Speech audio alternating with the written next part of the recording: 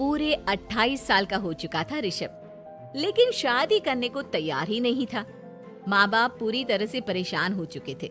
जब भी किसी लड़की का रिश्ता ऋषभ के लिए लेकर आते तो वो शादी करने से साफ मना कर देता, चाहे लड़की कितनी भी सुंदर, कितनी भी अच्छी क्यों ना हो। ऋषभ के माँ बाप को इसकी वजह समझ में नहीं आ रही थी। अरे ऋषभ बेटा, अच्छी खासी नौकरी लग गई है, दिखता भी इतना अच्छा है, आखिर बात क्या है, तुझे शादी क्यों नहीं करनी? देख, तू हमारा इकलौता बेटा है, अगर तू शादी नहीं करेगा तो कैसे काम चलेगा? लेकिन मैं शादी करना ही नहीं चाहता, मुझे कोई लड़की पसंद नहीं आती।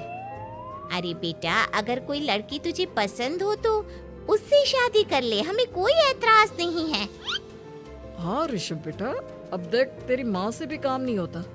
घर में एक बहू आ जाएगी तो कम से कम घर का माहौल भी अच्छा होगा और तेरी माँ को मदद भी मिल जाएगी।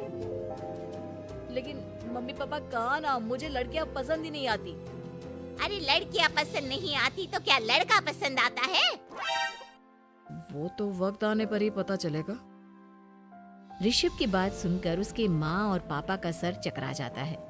कुछ दिनों के लिए ऋषभ अपने ऑफिस के काम से शहर से बाहर जाता है और जब लौट कर आता है तो सामने का नजारा देखकर उसके माँ पापा बेहोश होते होते रह जाते हैं। अरे ये क्या, ये तुम्हारे साथ कौन है? माँ, ये दीपक है, मेरी पत्नी। हम दोनों ने शादी कर ली है। दीपक तुम्हारी पत्नी कैसे हो सकता है? अरे दीपिका होती तो बात समझ में भी आती, ये तो लड़का है। तो क्या हुआ पापा, आजकल तो ये सब फैशन में है और मैंने आपको बताया था कि मुझे लड़कियां पसंद नहीं आती। अरे तो इसका मतलब ये थोड़ी है कि तुम दीपक को दीपिका बनाकर ले आओगे। मुझे बहू चाहिए, बहू के रूप में, ये आदमी नहीं। लेकिन मम्मी जी, मैं आपकी बेटे से बहुत प्यार करती हूँ, मेरा मतलब करता हूँ। अरे इसको तो करता हूँ करती हूँ का अंतर भी नहीं पता। लेकर जाए इसे वापस। अगर आपने इसे घर से बाहर निकाला पापा तो मैं भी इसी के साथ चला जाऊंगा। मैं ऋषभ के बिना जी नहीं सकती, मेरा मतलब जी नहीं सकता। हमारा जिंदगी भर का साथ है, प्लीज हमें अलग मत कीजिए मम्मी जी, पापा जी। हे भगवान, ये तूने क्या दिन दिखाया?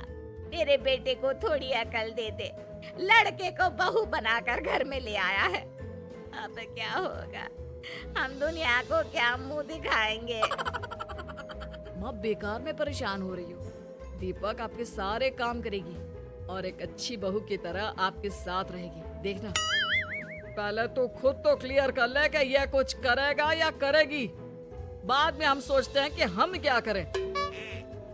बहू के आने के बाद क्या करते हैं, मुंह दिखाई की रस्म, तो आप भी वही कर लीजिए। आप चाहे तो मैं पूरे मोहल्ले में न्योता दे आती हूँ। अरे रहने दे, तेरी वजह से बेइज्जती और ज्यादा होगी। आई बड़ी, अब मेरा मतलब है आया बड़ा न्योता देने वाला। अगले दिन सुबह के वक्त दीपक बड़ी नजाकत से चलता हुआ सबके लिए चाय बनाकर सुबह सुबह बालकनी में आ जाता है। प्रणाम मम्मी जी, प्रणाम पापा जी। ये देखिए, चाय बिल्कुल आपकी पसंद की है। मुझे ऋषभ ने सब कुछ बता दिया था कि आपको क्या क्या पसंद है। हे भगवान, ये सब क्या हो रहा है? ये क्या नौटंकी है? नौटंकी कहाँ है? माँ देखिए तो, मेरा दीपक आपका कितना ख्याल रख रहा है।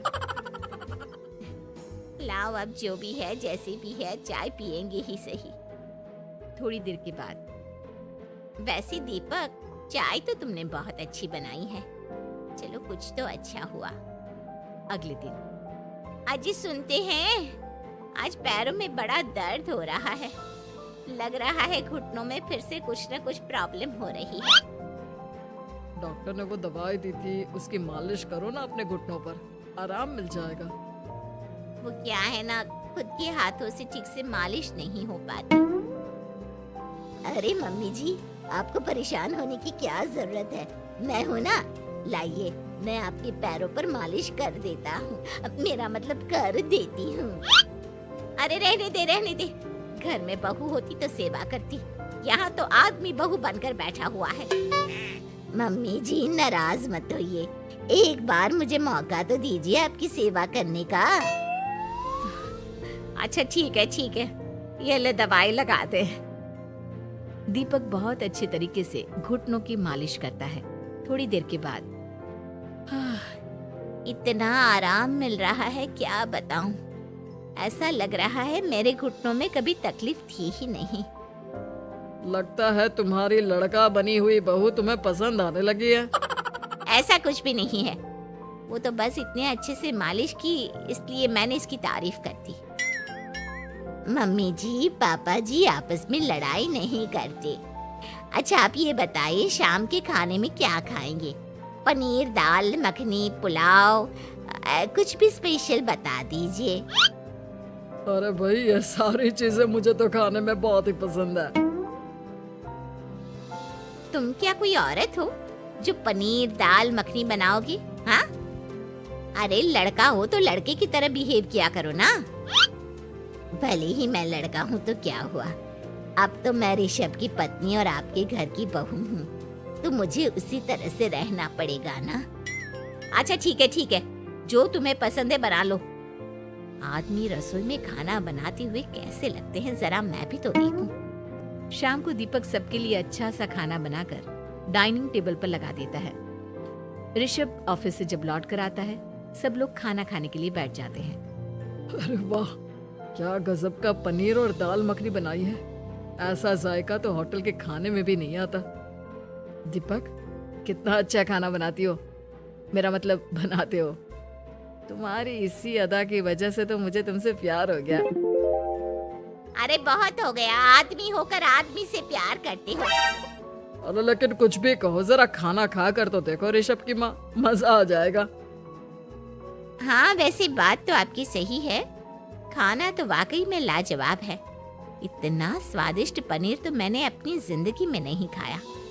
कितना अच्छा होता अगर ये दीपिका होती।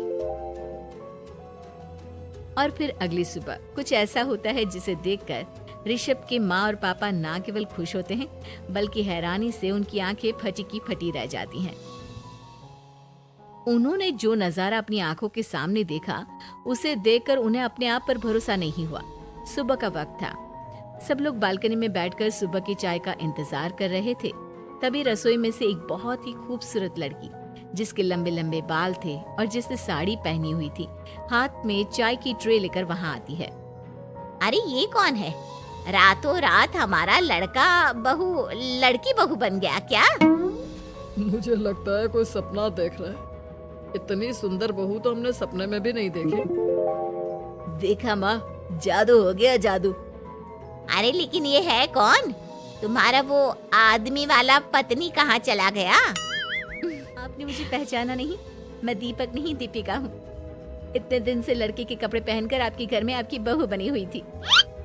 माँ ये दीपक नहीं, दरअसल ये दीपिका थी, लेकिन इसे लड़कों की तरह रहने का शौक था और इसे लड़की की तरह रहना मंजूर नहीं था, इसलिए मैं इसे लड़के के रूप में आपकी बहू बनाकर यहाँ ले आया। तो फिर अचानक ये उसका हृदय परिवर्तन और रूप परिवर्तन कैसे हो गया? वो क्या है ना, मुझे बाद में एहसास हुआ कि आप लोग इस बात को लेकर बहुत दुखी हैं कि आपके बेटे ने एक लड़की के साथ शादी की है, इसलिए मैं अपने असली रूप में वापस आ गई।